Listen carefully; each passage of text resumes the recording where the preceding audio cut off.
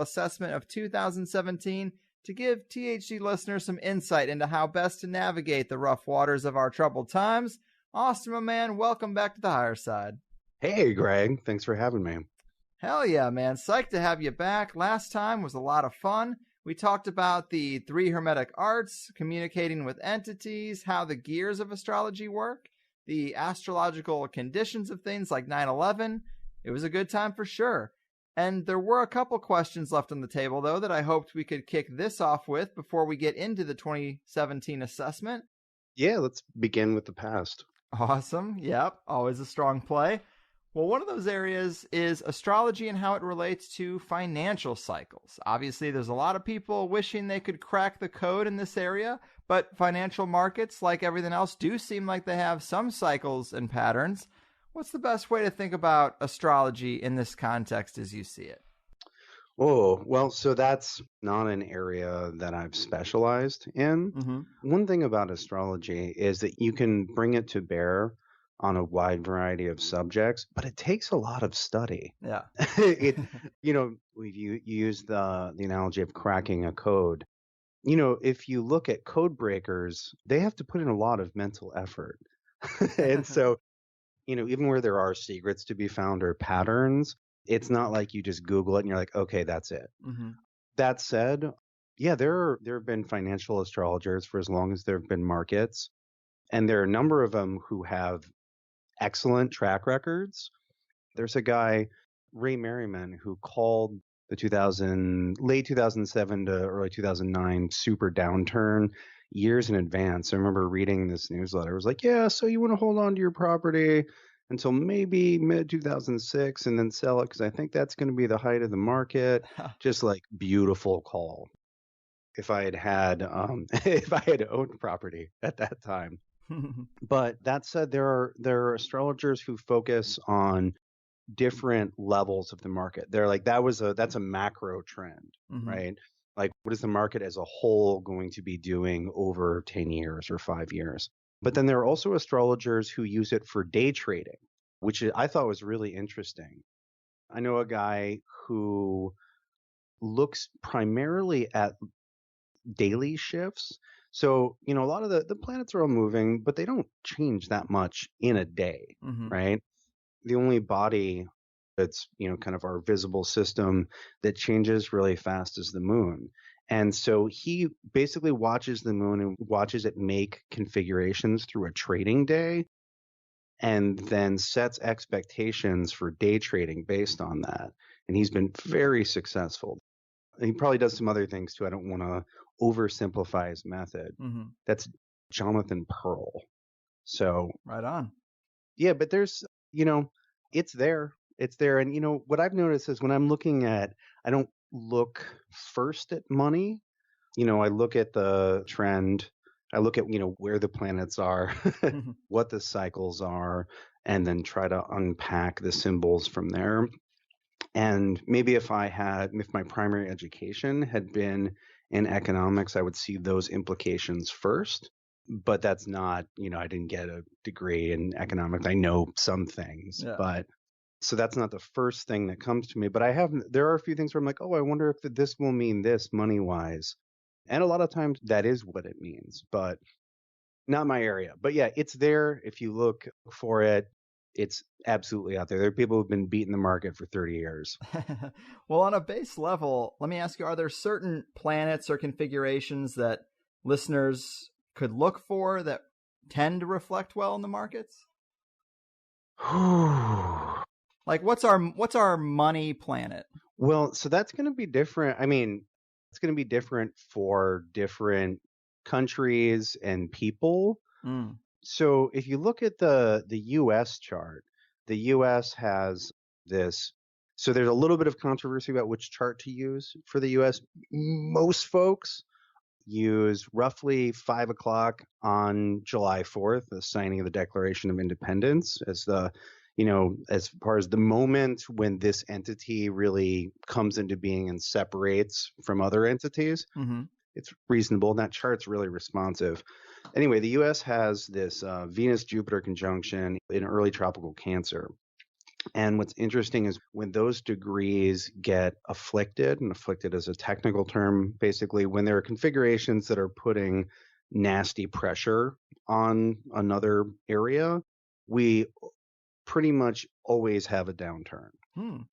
And so, part of, in a sense, if we're looking at money, we're just as interested in things going down as things going up. Anything that takes us off the baseline, right? Yeah. And I would say that that's true for divination of any sort, divination or just prognostication.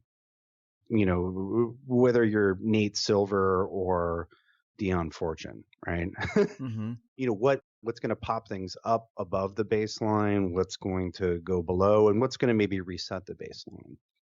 And so what's interesting about that, or I guess what's relevant about that, is that those degrees are going to be the Venus and Jupiter are the two planets which are traditionally referred to as benefics. That's bene as in beneficent, benevolent, etc. And although those terms have a moral connotation, Venus and Jupiter are called that more because they tend to bring about situations that people like, right? Mm-hmm. And that it's this smaller definition of good, like a good day or a good year. Right on. And so the US has both of those sort of tied up together in this one area, which makes them very strong, right? There's been a lot of abundance if we look at the history of the United States. Mm-hmm. But it also sort of it puts both of those eggs in one basket. And so when something comes along to kind of smash on that, both eggs are both eggs are right there. And so we talked a little bit last time about how the decade ends. Not this year. I guess we talked a little bit about this year, but we talked about the Saturn Pluto conjunction at the end of this decade, ending, beginning like a 40-year power cycle. Right. And so Saturn will basically come along and start pressuring those degrees in 2018 and 19, right? And as far as, capitalism goes, we're kind of due for another obvious downturn. Mm-hmm. It's getting to be about 10 years. And if, I dare you to find 10 years in the 20th century where there wasn't like a pretty obvious correction or, or recession. Mm-hmm. So that'll probably arrive right on schedule. Not this year, but Damn.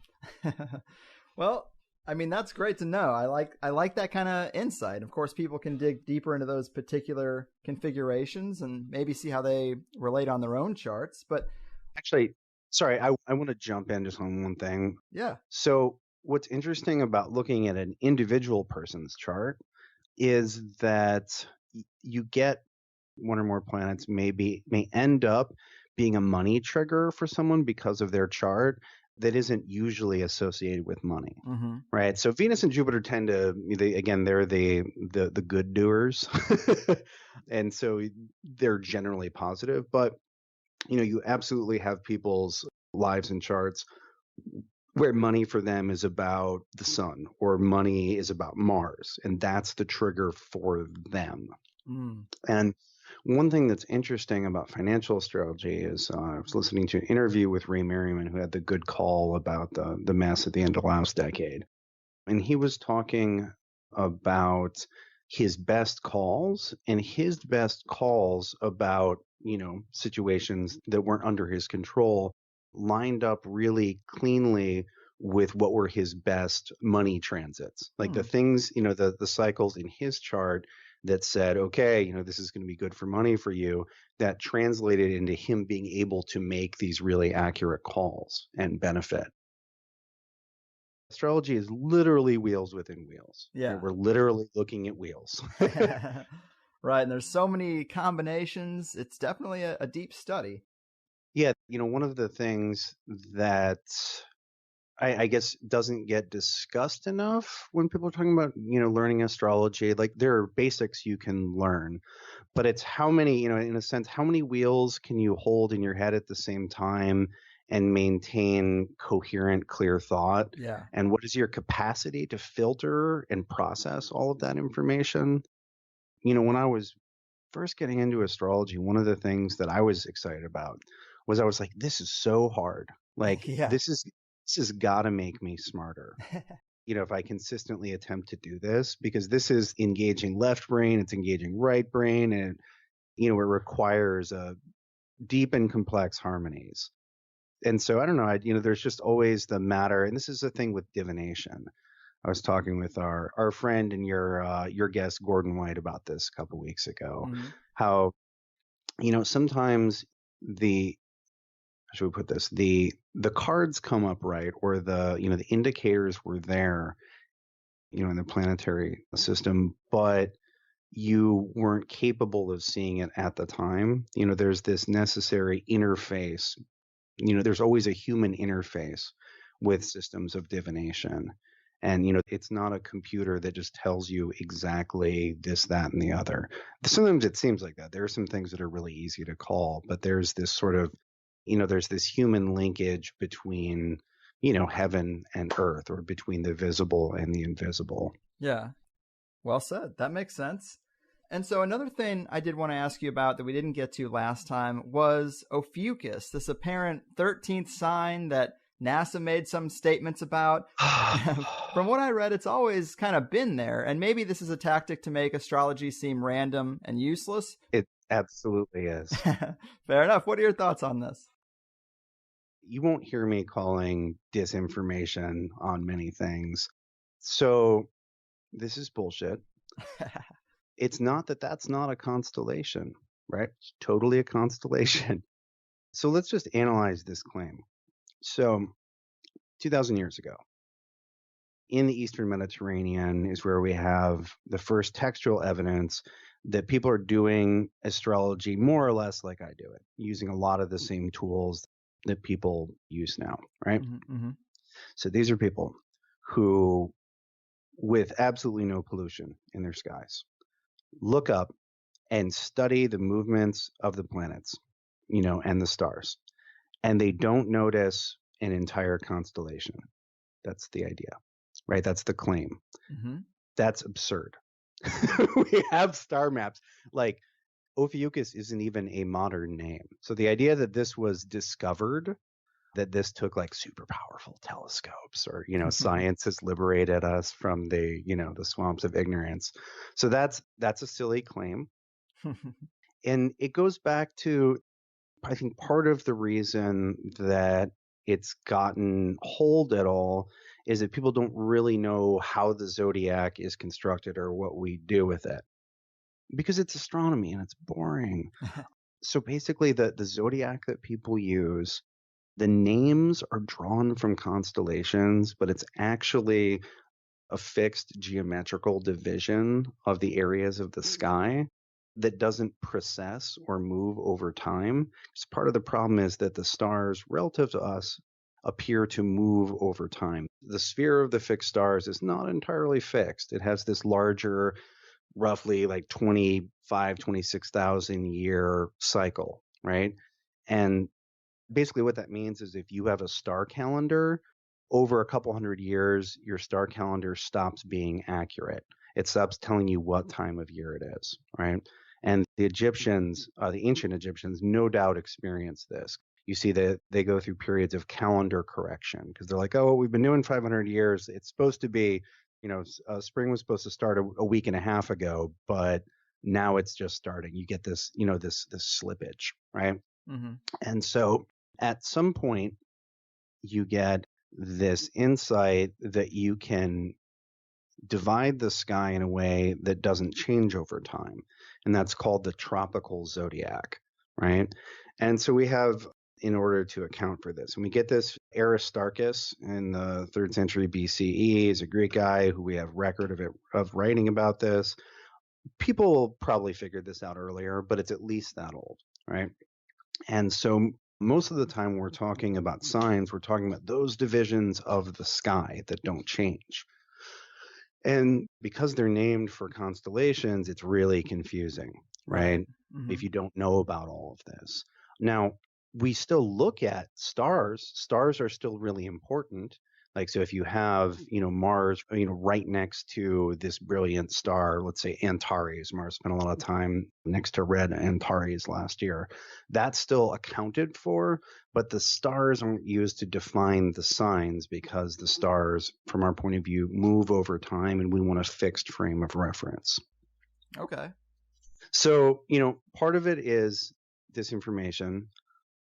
And then part of it is it's complicated and I dare say potentially boring to find the truth. Right on. Well, I'm glad we definitely got to address that because it's come up before. Whenever I've brought up astrology, it seems to be something people talk about. Yeah, and it's you get the same issue with the signs changing over time. That was baked in from the beginning. That's why we're using this fixed frame of reference instead of the stars, because the stars do slide over time. So when NASA says, oh, the signs have changed, things have moved, absolutely. And that's exactly why we use the tools that we have. And that's why they started using it thousands of years ago. So we wouldn't have that issue. But, what's funny is that comes up about every 2 years, at least out of the last 10, as if it were a totally new discovery. Yep, I'm sure. Well, good summary there. And to get into the actual timeline, of course, we did talk about the astrological conditions of the final few months of 2016. Last time we talked, I think we both kind of expected Clinton to take the election, and we talked about that cycle. I did. Yeah. Yeah, I'll mea culpa on that. I didn't dig into the candidates' charts super hard. I have some colleagues who have great track records and have spent a lot more time in that branch than I had. And everybody was just like, yeah, Clinton's going to take it. And I was like, okay, I'm really busy. I don't want to spend 40 hours redoing the work you did, but not the case. Yeah. Well, I think a lot of it had to do with, we talked about that cycle ending in 2020. So we thought that Hillary would be a natural choice to kind of close out that cycle, this whole thing about the globalist movement, this whole collectivist kind of thing. And now we're rearing back the other way. But I think that's kind of what brought us to that idea. Yeah. Well, and what's interesting is, so again, I'm going to reference a conversation Gordon and I had a while ago. So, the high water mark for this wave of globalization, I think, has obviously happened, and that's receding, right? You see resistance to that all over the world right now for all sorts of reasons. I think great reasons and terrible reasons. And the scenario that I thought was we were going to get really sick of it under Clinton and that it was going to be like death by decay, right? But instead, it got immolated, right? I would see it, the Trump victory and the way this is working as a much more rapid decomposition, right? Like setting the corpse on fire rather than letting it gently rot. And that's a metaphor from alchemy. They call that, there's the dry way and the wet way. And both of them are ways of separating the spirit or essence of matter from the body of matter. Literally, it's the difference between, throwing something in the oven versus letting the bugs pick it clean, right? Letting it rot and decompose. And so instead of the wet way, we're going the dry way. History coming in dry for a way more aggressive reaction or changing of the tide. Yeah. I mean, it's the same transition, right? But the route to the end of the decade is different than I thought it was going to be. Right on. So, looking back at 2016 analysis, are there other areas that surprised you perhaps, or maybe areas where you can actually see the reflection of the roadmap in the sky being highly accurate or having a great influence? Oh, yeah. I'm really happy with everything I said about 2016, basically except the election. Yeah. I'm totally we weren't talking at the beginning of 2016, but right away I was like, okay, there's this Mars-Saturn thing. It's a giant pain in the ass. Lots of, contentiousness, cultural contentiousness like we haven't seen. Some very serious military action, and the height, and I pin that to the Mars retrograde cycle. And I don't want to go back into all of the specifics of it, but basically we had a lot of military action in the Middle East that wasn't reported on because everybody was interested in what Donald or Hillary said. There's a multi-front land war happening with ISIS. Yeah, kind of important. I remember they were launching this military operation to retake Fallujah at the end of spring. And everybody's like, but Hillary said this, or but Donald said this. And I'm just like, this is a fucking huge thing. Yeah. Yeah. Anyway, I'm totally happy with what I said about 2016, except for the election. I really thought it was going to go the other way. One element that I did think was interesting, you can definitely tell there's something in the air around the idea of fake news or not being able to really identify truth as easily. And the biggest phenomenon of 2016 that was just had nothing to do with the election or politics was Pokemon Go. So you got people looking for fake creatures out in the world, and it definitely caught on more than anything. And then you couple that kind of theme with the fake news narrative, and you can definitely get a sense that something was going on there. Oh, yeah. Well, and I and plenty of other astrologers were talking about that in 2015 going into 2016. That was an easy call, reality getting melty. That was the series of Saturn-Neptune squares we expected. The definition of the real culturally to get very difficult to ascertain. It's like confusion and depression and delusion. It was just the sort of anatomy of that. Saturn is basically the planet that when we connect to that or see its influence or whatever, it signifies reality like most people's dads mean when they say reality, right? Like, like get a job. This is the economic situation. You got to get up on time and go to work, right? It's time and space as we experience it and it can agree on, right? Like solid knock, knock. Neptune is the tripped out hippie planet. And so Neptune is, if you imagine the solar system for a second and you imagine all of the planets proper, right? Neptune is the furthest out and its orbit encloses the rest of the system, right? You have stuff beyond Neptune, but it's different stuff, right? You've got Pluto, but Neptune is like 300 times the size of Pluto, right? It's a different kind of body. And so Neptune is this like very big, very fluid, dreamy perspective. It's really, when people get a Neptune transit or if people are born with like a Sun-Neptune conjunction, they have really big perspectives, but they have a hard time bringing it down. Neptune is literally, it's the edge of our system's reality, right? It gets dark and cold and weird if you go out further than that. And so when you have Saturn and Neptune in the configuration that they were last year, which is a square, and a square means that they're exactly 90 degrees away from our point of view, right? In reference to us.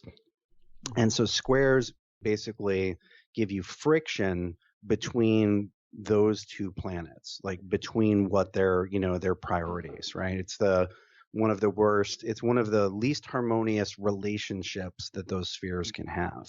And so when you have like tripped out, I'm not sure what's real planet and, dad reality planet in contention, it ends up sort of messing up what people expect and what reality is going to offer.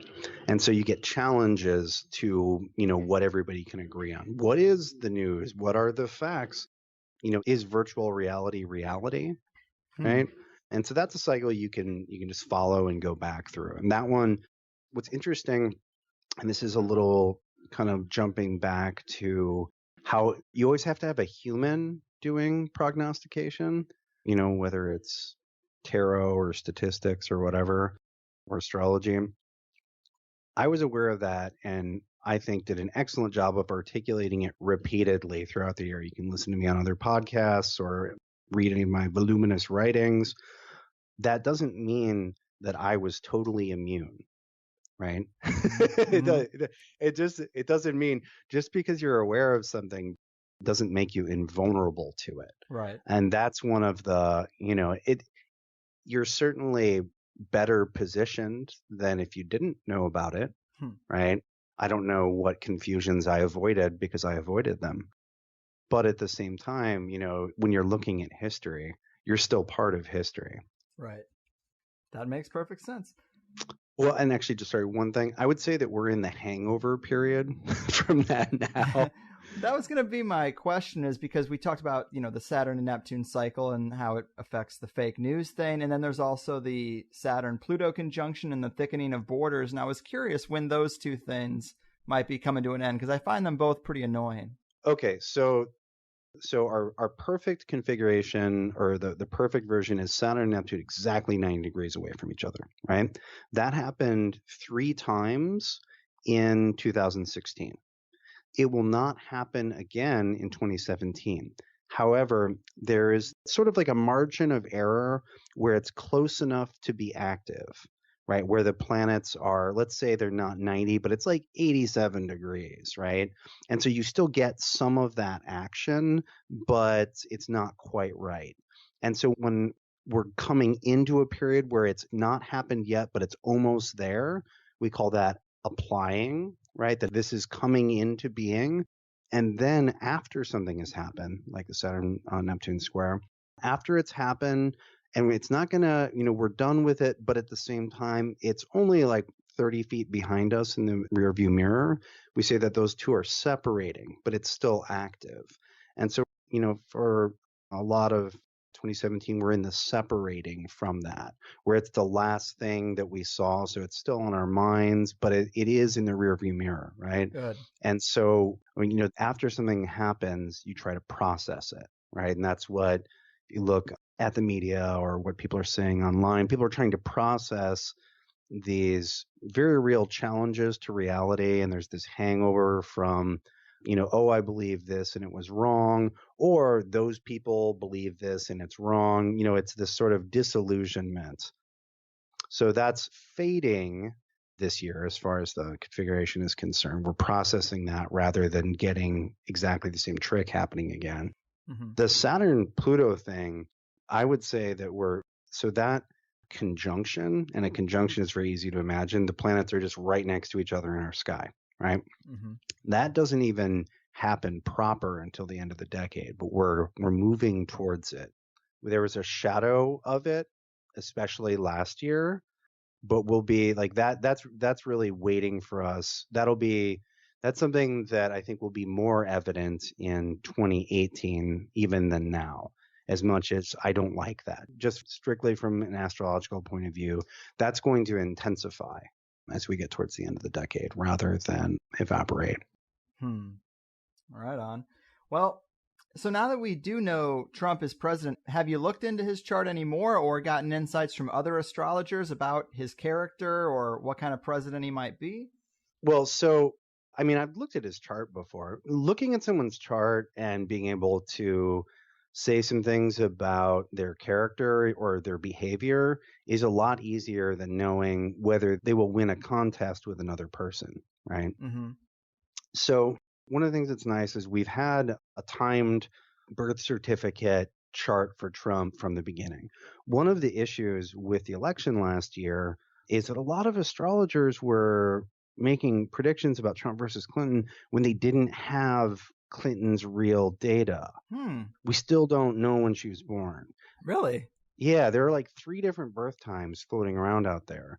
And some astrologers are like, I'm pretty sure it's this one because this works well enough with her history. But we still don't know. And this might be fun for you and some of your listeners. There's actually a pretty good case to be made that she found out about astrology a long time ago and actually intentionally gave wrong data because she didn't want people, because she didn't want people to be able to say this or that about her. Right. Yeah. And my friend Chris Brennan did a whole podcast about that. Oh, I love that kind of stuff. Because he was just on it with the data. Like he tracked down every source. He called these reporters. He did the story in like 1991. Apparently there's another astrologer, 20 years ago or 25 years ago who like talked to someone who knew her what is it? Not acupuncturist, the chiropractor. And apparently the chiropractor was into astrology and was like, oh, hey, and looked at her chart and was like, oh, hey, you're a Leo rising just like me. And, there's a rabbit hole there. But that was one of the issues with, I think, a lot of the predictions last year is that a number of astrologers didn't actually have the data. They knew the day, but when you're trying to figure out something in a contest, right, you need time of day. And there was like 8 p.m., 8 a.m., 1:30 in the morning, and all of those gave very different charts, right? Mm-hmm. Sorry, that was a tangent, but I don't know. I think it's a cool. fun tangent. But yeah, that was one of the problems. And that was looking back, I should have been more critical of some of my colleagues, been like, so you're saying this and assuming that it's the 8 a.m. or 8 p.m. birth time, but we don't know. Right? Yeah. Because astrology is hard enough when you have the data. But with Trump, we'll call him chart. With Trump, we do have a birth certificate. And every astrologer I've ever seen look at it is like, oh, yeah. So here are the two things that make everybody go, oh, yeah. First, he has Mars and Leo on the ascendant. So the ascendant is, ascending is rising, right? So that's your rising sign. Literally, Mars had just breached the horizon in the east, where everything rises, most obviously the sun. And so the ascendant point in a chart is how that person projects themselves into the world, right? Mm-hmm. So if you have like Jupiter there, you can expect like a relatively like jolly philosophical fellow. If you have Saturn there, they're going to be kind of cranky and more reserved. So Mars, I think everybody has some associations with the planet Mars. Mars is the warrior, the fighter, there's contentiousness, right? Is getting right in your face. Mars rising, with Mars on the rising like that, you absolutely expect someone who, you can look at a book like Ptolemy from 1700 years ago or 1800 years ago, or Vedius Valens, and look up Mars on the rising. They'll be like, oh yes, this person will be brash and rude and uncouth, and they will attack their enemies. Like, this is not one of the subtleties of the art. And it's in the sign of Leo. So a planet will always be in a sign, and a sign sort of puts clothes on the significations of the planet, right? The planets are all these sort of raw areas, right? They have a character, but it's not super filled in. So you need the sign that the planet's in to kind of help fill out the image, right? Mm-hmm. And so in Mars in Leo is about representation. It's about self. It's about, we have Mars using the image of self as a tool or a weapon. And so, this is the guy who has his name all over everything. And we can say, no matter what you think about him, extremely brand conscious, right? Yeah.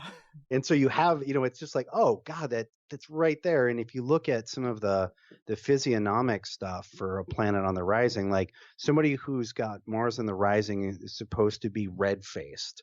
It's supposed to give them a reddish coloration. They're supposed to be like red-faced and rude and out of breath and contentious and willing to fight. And, it's just right there. Right? So everybody looks at that and they're like, oh, okay, we have the right chart. And it's literally from a birth certificate. The other thing that I think is really obvious is if you look at the position of the sun in his chart. So he has the sun in Gemini, right? And whenever you have, not everybody does, but sometimes you'll have a planet that's right there in line with the sun. If you could see through the sun's blinding rays, you would see the other planet behind it lined up like that, or in front of it if it's Venus. We call that a conjunction. And so Trump has a Sun-Uranus conjunction, right? And so the sun has to do with identity and sort of what is a person's center. And Uranus, if we look at the significations for Uranus, it's all about breaking patterns, revolting against whatever you're supposed to do, revolting against whoever you're supposed to be. It's the planet of departure from the norm, of pattern breaking, of rebellion. It's contentious like Mars, but it's not necessarily about I'm going to fight you. It's about I'm not going to do what you say, and I'm going to do things my way. And these are things that we prize in our culture, right? Of individuality and all that. But, departure from the norm and rebellion is neither good nor bad, right? Right. It does seem accurate, though. Yeah, and so when you have somebody like it's literally it's the wild card planet. It's the planet of disruption. One thing that's kind of fun, if you look at, so Uranus, the planet, is thought to be really, really strong when it's in the section of the sky that we call Aquarius, which is 7 years out of every 84. And if we just look at the 20th century, it was there twice. The last time was like, oh God, was it like 96 through 2003? We got the internet. Everybody got the internet. It had been around for a while, but everybody got it. The time before that was the mid-teens, where we had World War I, and it was the first industrial war. The machine gun was very disruptive technology, as was artillery and gas and planes, right? And you can go back. I think those are good examples of disruptions that are neither, I guess you can say World War I is pretty much in the negative. Mm-hmm. But the consumer internet, like everybody getting the internet in that like 96 to 2003 period, that was a Pandora's box full of gifts, blessings and curses, right? Yeah. And so the key thing that Uranus does is it changes the game. It's not about making a smart or a dumb move within the rule set. It's trying to change the rule set, or just being like, you know what, I'm not going to play by those rules, right? Instead of a good or a bad roll in Monopoly, it's kicking over the table, right? And so, with Trump having that conjunct his sun and being sort of an avatar of that, that makes perfect sense. The first couple weeks of the presidency, there's a lot of like, no, I'm going to try to do things even though the rules say I can't. Right. Yeah. I think that was very much the nature of the primaries and the election, was people were like, well, but you're not playing this game smartly according to the rules, whereas he was playing a different game. Yeah. And so, whatever people think about him, I think that we can say that those Uranian characteristics, which are suggested extremely strongly by the natal chart, are very much right there. That's pretty inarguable. And it's not like there's, if even just a little smallest bit of astrology, I'm not stretching or torturing the symbols to get there. Sun and Uranus right there, boom. One thing that's interesting about that is, so I talked about wheels within wheels, right? So one thing you can do is you can hold up the United States chart next to a leader's chart, and you can look at the relationship between those two. This is basically synastry. And so it's much more common to look at two charts in relationship to each other for romantic compatibility, or friendship or relationship. But you can also do this with a larger entity and a person. What is worth noting is if you look at the US chart, the Mars for the US, right? We know what Mars means. Mars is, warfare, contention, that kind of attitude. Mars is right on top of Trump's Sun Uranus conjunction. So if we're looking at where does Trump naturally intersect with the American egregor, with the, this larger, the American psyche, right? Yeah. Yeah. He plugs right into Mars. That doesn't sound good. Well, I mean, was anger an important part of getting elected for him? Yeah, it seems like it. Right, that Mars is angry. So, yeah, there's that. Well, does that signify we should expect a lot of war in his presidency? That's a good question. I don't necessarily think so. I would want to look at a bunch of other stuff. So there's this idea, each chart, it tends to unfold in a certain way, right? Where there will be periods that are very contentious and periods that are very peaceful and periods of internal conflict and external conflict, all this kind of stuff, right? And so, ensure the person who's plugged into the big seat of that larger entity matters. But I would tend to say that the cycles of the nation itself are more dominant than the single person in charge. Mm-hmm. I actually had this discussion on an astrology podcast with my friend Chris Brennan, where he was looking at some Roman era astrological texts, and they're like, oh, the chart of the emperor becomes the chart of the nation.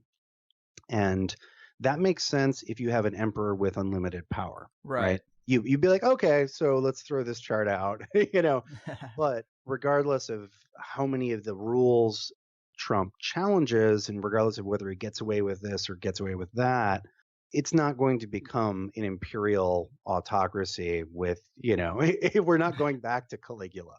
Mm-hmm. Right. There are some frightening sort of shadows of that. Like, I know that there are a lot of people who are worried about, people use the, coup or takeover or Hitler's rise to power. I understand that there are some frightening parallels. It seems absurd that we would literally get to Roman emperor level. Even the nastiest dictators alive right now can't really compare to, or have a hard time really comparing to what has happened, what happened, 2,000 years ago or 1,000 years ago. Fair enough. So time's definitely going by pretty quickly. Let's get into that roadmap for 2017. As an overview, broadly speaking, what kind of year does it look like it's going to be? What do you see as being the major themes? Okay, so I guess first of all, I see it as 2016 part 2. Right. I don't know if it's the redemption, the revenge, depends on your storyline, but the two have a tremendous amount in common. So 2017, again, I'm thinking of it as the sequel to 2016. And the reason why is that it has a lot in common with 2016 astrologically. We have several planets, so several outer planets, which are these marker, like Saturn, for example, marks out like 2 to 3 year chapters of the world, right? Mm-hmm. And Saturn's going to be in the same sign. And we have some other indicators that are basically in the same place, right? So we have there's a lot of the character is similar. It's not, okay, let me think how to summarize this. I wrote like an 8,000 word article on this a month and a half ago, which people should read. One of the characteristics of 2017, just looking at the astrology, is that you have this superabundance of planets in fire signs. Right. So the signs are associated with one of the 4 classical elements. Think of them as states of matter, solids versus plasmas, et cetera, et cetera. And with 2017, we have a superabundance of fire stuff. And so just this elemental quality helps characterize some of the year, right? Mm-hmm. If we're looking at water versus fire versus air versus earth, and fire is the most volatile and chaotic and highest energy of the elements, right? If we're looking at them in terms of states of matter, it's the high energy state of matter, right? When things are on fire, they're plasma, they're stars, right? We can say high energy, harder to predict. It can be difficult, to predict the movement of air, right? That's like convection patterns. That math is beyond me. But the structure of fire is even more difficult to predict. And we have a bunch of stuff. We have a bunch of configurations that highlight Uranus, which, as I said before, has a disruptive quality and indicates moments where the game changes. So we have a lot of things changing very rapidly, it being very difficult to just sort of plan out your year and expect everything to move according to plan, right? If we're thinking about strategies, different types of strategies for dealing with a year, some years it makes a lot of sense to bunker down, to make really structured plans and just execute those, Mm-hmm. right? Whereas at other points we have to be really adaptable, because if we make a plan, it's going to be invalidated, in a month. And so this is very much, again, this is something Gordon and I were talking about, and I wrote about a lot in December, is getting flexibility and adaptability right. Because what that means is not making plans, because things might change. there's a quote that I'm going to butcher from a book I was reading at the time, where the character, who's this this 90-year-old secret agent, is thinking back to an old sergeant she knew in Burma, and that guy told her that if you expect the unexpected, the expected will walk up behind you and blow your expectations out through the back of your head.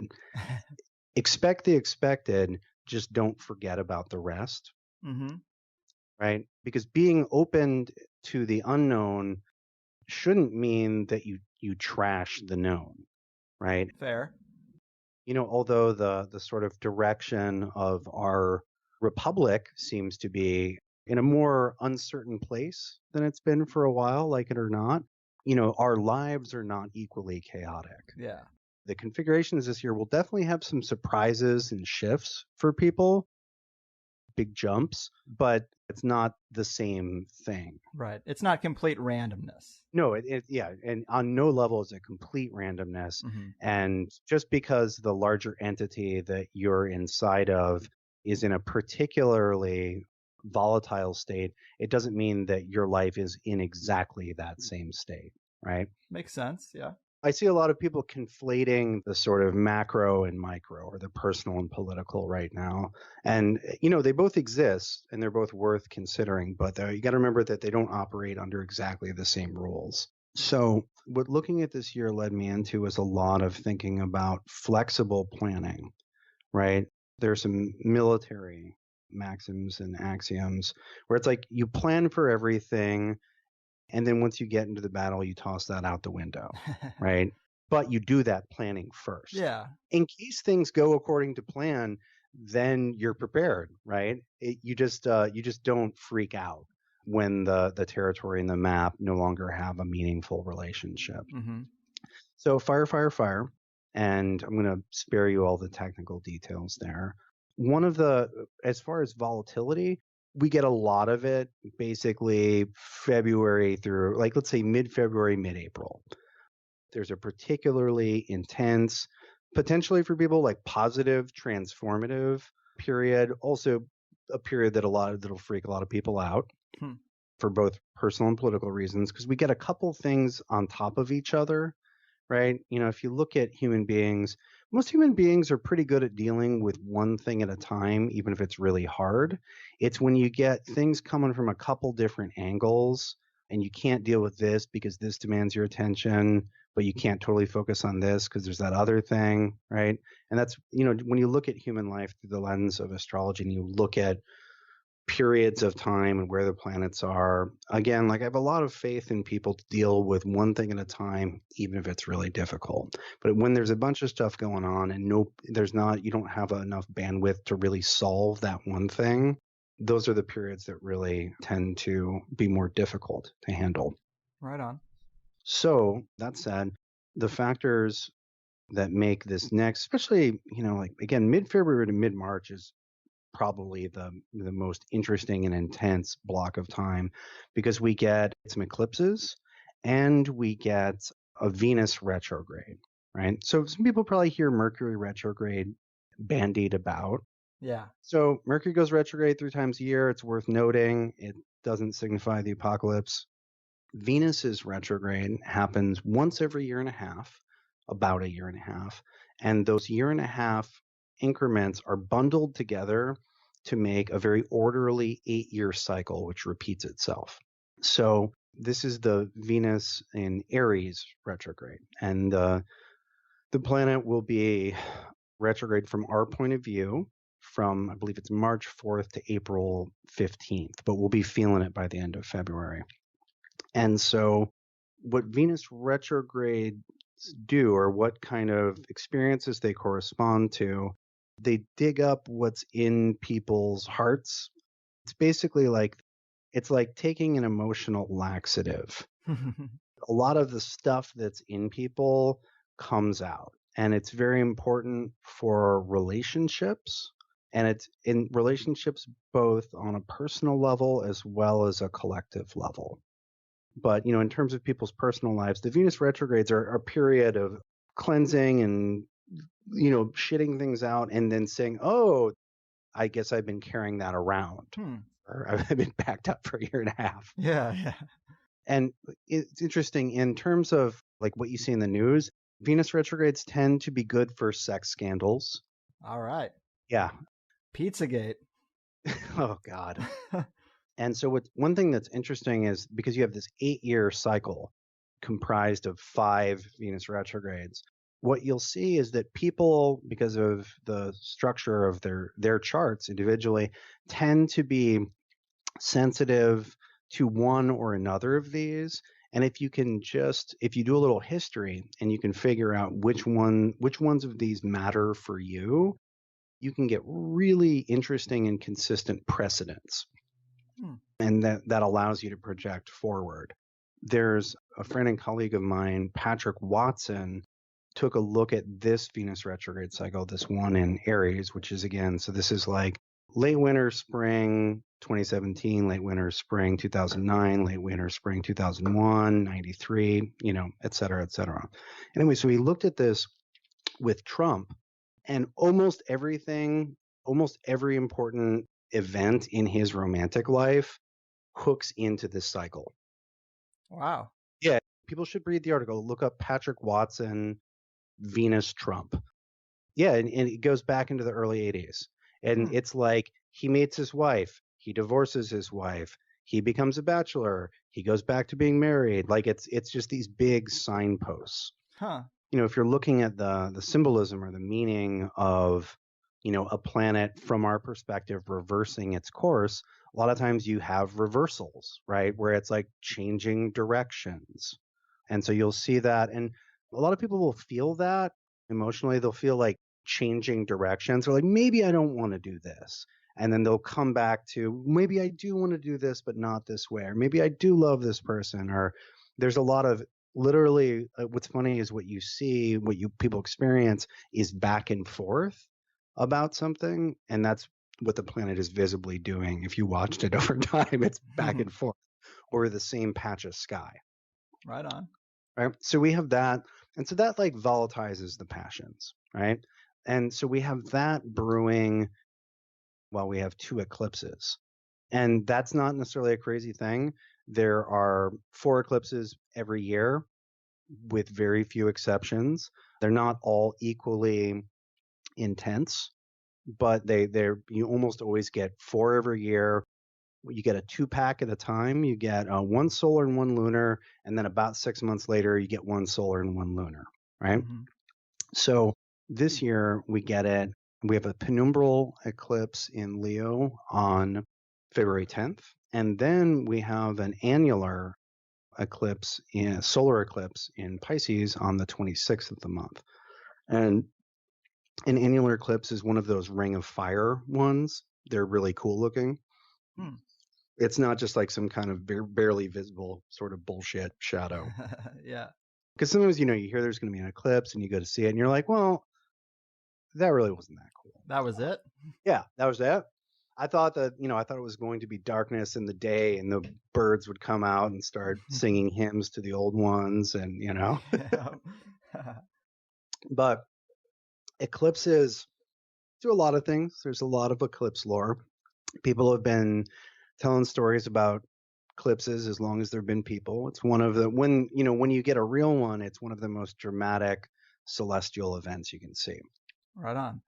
What I will say is that what eclipses do consistently is they get things moving. That which is latent in a person's life often rises to the surface and then makes a change. It's almost like the eclipses sort of, if we have like the sort of visible and invisible, or the apparent and the latent, those two are usually kind of off center. They're not quite connecting, right? So some stuff stays over here and hidden, and some stuff stays over here and it's seen and visible. Eclipses tend to bring those 2 layers into alignment. And so what you get is stuff comes out of nowhere, and also stuff goes back to nowhere. It's almost like the mythological angle on it would be like the gateway between the world of the living and the dead is open for business, and stuff can jump out of there and stuff can fall into there. And what that means in practice is stuff moves a lot quicker during that lunar cycle. And so we have a pair of those. The one on February 10th is, you kind of feel it, but it's not super dramatic. The one on the 26th, on February 26th, is pretty intense. And it's right around the Venus retrograde station. There's some pretty intense Mars stuff happening. End of February should be pretty interesting. And by interesting, I mean semi-terrifying if you watch the news. And so there's that. And then, we'll work through that and go back to sort of the normal volatility for this year, because this year as a whole is, more volatile than most years, right? Just, if we looked at like a 40-year average, right? A lot of questions. There are a lot of questions throughout the year. When I wrote my piece attempting to summarize 2017 back in December, I decided to go with a casino metaphor. Right. Yeah. Right, because it's like you gotta wait for those cards to get turned over before you know how strong your hand is. Mm-hmm. And one thing that's fun about poker as a metaphor is it's a game of both skill and chance. Yeah. Right. It's not like everything's random. You might get fucked. That's not that's not the message. It's just that there are a lot of or you think of the lotteries where they have all the little balls bouncing around. Right. No matter what industry you're in right now, there's a good chance that everybody's watching those balls and they're, it's going to be plan A, B, or C, depending on which ones come up. Right. Right. I love the analogy because it's like you were talking earlier about the flexibility required, and I play a lot of Texas Hold'em. You get your two cards, and then you see the flop, and that could drastically change your situation. And then when you get to the river, I mean, everybody knows the river can turn the whole game upside down. So yeah, you can plan, but then you also have to be ready for sudden changes. Right. And so that's part of the territory of this year. And to a certain degree, that's interesting for me as an astrologer, because the symbols are literally providing this image or this impression, right? Saying like, okay, wait and see, and then move. It doesn't mean don't come up with any ideas about what you might do if this eventuality came up, but the strategy is not fixed start to finish. It's the strategy of working with a volatile situation, which is interesting because that's in contradiction to a certain degree with the idea of, I'm going to predict the future, right? Yeah. Sometimes you can see that there's a period where making hard predictions and expecting things to go exactly that way is not a good strategy. Right. Which is ironic because that in and of itself is hopefully an accurate prediction. Right. Yeah. But again, there's that meta level where you're not immune to the times that you're getting the data on. You can say this is a period of history that looks like this. And if you live through that, you don't get a free pass. You get you get maybe a better map, but the map does not make you invulnerable in the territory. It's not God mode. Right. Well said. So one thing I want to get to that's really interesting, probably the most interesting single thing in the astrology of 2017 is something that's already being called the Great American Eclipse. Yeah. August, right? I love that title. I love like evocative, poetic titles. Oh, hell yeah. The media very rarely gives me those. Usually I have to make them up myself.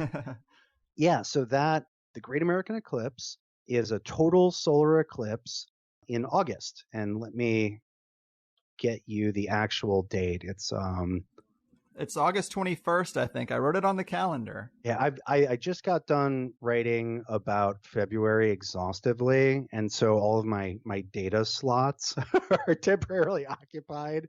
Mm-hmm. Oh, there it is. Beautiful. Yeah. So it's August 21st. And so that is a total solar eclipse in Leo. Now, the reason that it's being called the Great American Eclipse is that it will be visible through almost the entire country. It'll start, if you track the path of it across the country, basically starts being visible in the northwestern United States, and then it sort of exits down there around the sort of south central east coast. And so we haven't had a total solar eclipse that was visible across pretty much the entire continental US since, was it 1918. 1918, right? So this doesn't happen very often.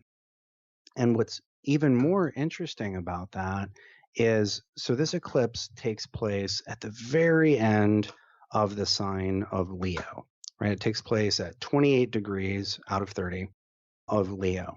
And back to Trump, Trump has that Mars that we were talking about and that ascendant in the last degrees of Leo. So this is right on his Mars and it's right on his ascendant. And so, you know, if a client came to me and we were sitting down, we're like, oh, let's talk about this year, and I saw that, you know, my eyebrows would shoot through my hairline.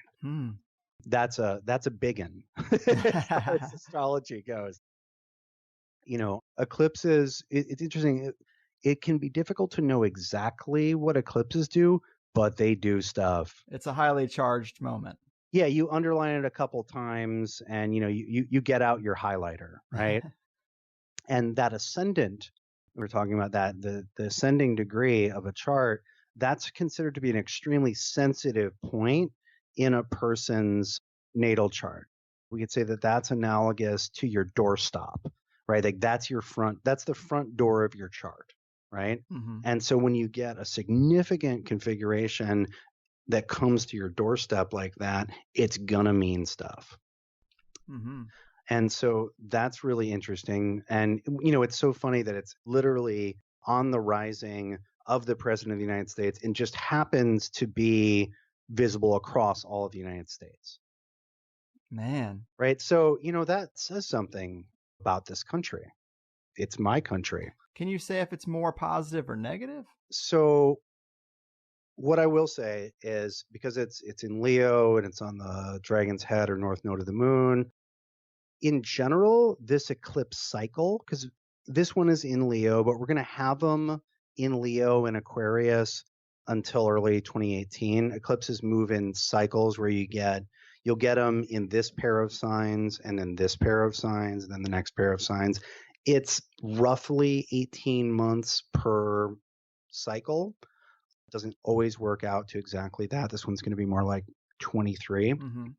But so this one has the north node or the dragon's head, which is the eclipse indicator, in Leo. So half of them are going to be in Leo. Generally, if I were interpreting that, it would mean that it would speak to a rise in identification with, how should we say, a rise in nationalism, a rise in, you know, waving a banner and identifying with the banner. It's very like team sports. Damn. On a positive level, on an individual level, I think this cycle will give a lot of people the courage to stand up and say, this is who I am and this is what I believe. It's basically a push to get out there and represent whatever. That, and it's very linked to the identification mechanism, which obviously works on a nationalist level and works on a local level and an individual level. We can think of a lot of nationalism has led to terrible things, but that process of identification with something is not inherently pathological unless you're a really serious Buddhist, right? Like the being willing to step into, you know what, this is who I am and this is what I believe. And I'm willing to be seen doing that, right?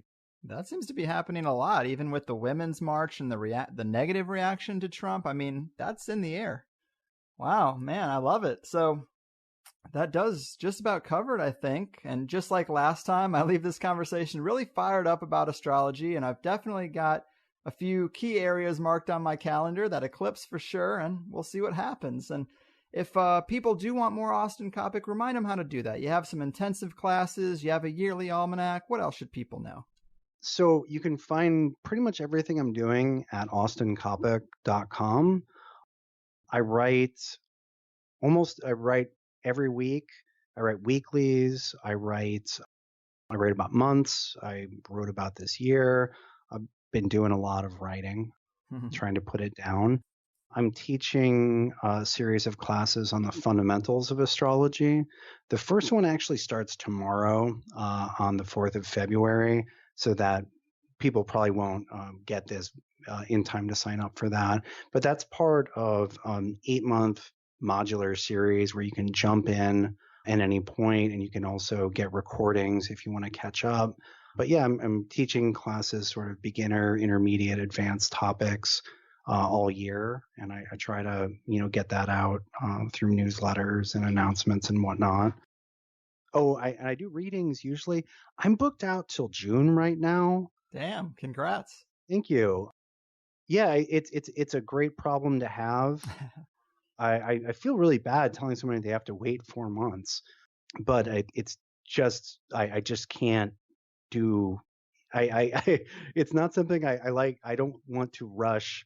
It's not a conveyor belt where I'm just like, let's do everyone quickly, as quickly and efficiently as possible. Yeah. Let's get this assembly line style divination going. But if people want to make an appointment with me for the summer, because that 4 or 5 months booked out just keeps pushing further and further. So, if you want to schedule a talk, like, it's way smarter to just get it ironed out now, so that in September we're going to have a chat, or July. Yeah, sweet. That makes sense. Well, very cool, Austin. You are the goddamn man. Thanks again. Take care of yourself out there. Well, thanks for having me on. It's always great to talk to you. And boom goes the dynamite, people. The triumphant return of Austin Coppock. Gotta love it. I'm becoming more and more of a fan of astrology. I just enjoy looking at the world from that perspective once in a while. I think the way you explain the period we're in as it relates to the zodiac wheel is always so fascinating to me. And this show is a rare case where the main thing I wanted to explore and talk about didn't come up until the Plus show, but that is the Great American Eclipse. It's coming in August, and every astrologer is apparently drawing a huge circle around it as the event this year. Astrologically, it's the most interesting and has some curious tie-ins to Trump's chart. But again, that is mainly in the second hour. So sign up for Plus if you're interested, or just keep an eye on August 21st onward. A big part of why I like astrology is that, to some degree, it's testable. Of course, it's not always black and white, but it's an art form, really, that goes back so long it should be respected. If you think the ancients were insightful, or that secret societies only study and maintain things that they think have merit. And with this eclipse, we don't know exactly what's going to happen, of course, as Austin said, but we can highlight it and underline it and expect it to be meaningful in some way. And we'll just have to see. But if you liked Austin's first appearance, I think this is a pretty good compliment to it, a pretty good continuation. It's also funny because I just mentioned last week how we got this fresh new forum thing going on, and someone actually posted about the eclipse before this show came out, and them being in Wyoming, and that the whole town is getting booked up by tourists who want to get out there and see the eclipse from that vantage point, even this far in advance, several months. I find that interesting. It's actually kind of cool that in the modern world, people would put that much foresight into getting a good look at an astrological event, planning their short, rare vacations around it. I like it, regardless of the reasoning. I just like that the moon would have such an influence over the movement of people. Makes you wonder who's really in charge, huh? So I thought the first hour of this show was pretty awesome. Of course, I think the eclipse talk in the second is the highlight, but you know to sign up. You've probably been listening long enough, but some other things we get into are aspects of my natal chart and how 2017 looks for me. Who cares, right?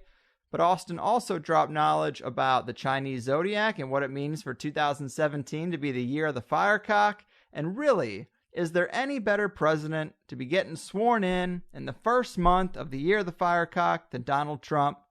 I mean, I think people who love him and those who hate him could probably come together and agree that he sort of embodies that perfectly. The apex of aggressive male energy, capitalism personified. I think it applies. But we also talked about the importance of 2018 as a game changer year, as opposed to 2017 just being 16 part 2. Talked about the closing of both a 20 and 200 year cycle and the implications it may have on the elite and various power structures throughout the planet. A continuation of something we did touch on in that last talk. And we also got into the fact that we will be transitioning from an Earth-dominant era to an air-dominant era and what that might mean. To me, it seemed to have characteristics that would be appropriate for a rebuilding period. Regardless of if we go through one or not, they just seemed like helpful attributes for a time period like that. So, good time all around. Interesting stuff. Austin is the man. I took a little long to get this show out, I realized, so the next one should be right around the corner. Gotta stay timely, gotta try to be professional. And this next show is another return guest that I think a lot of people liked last time. We're gonna leave it a mystery because why not?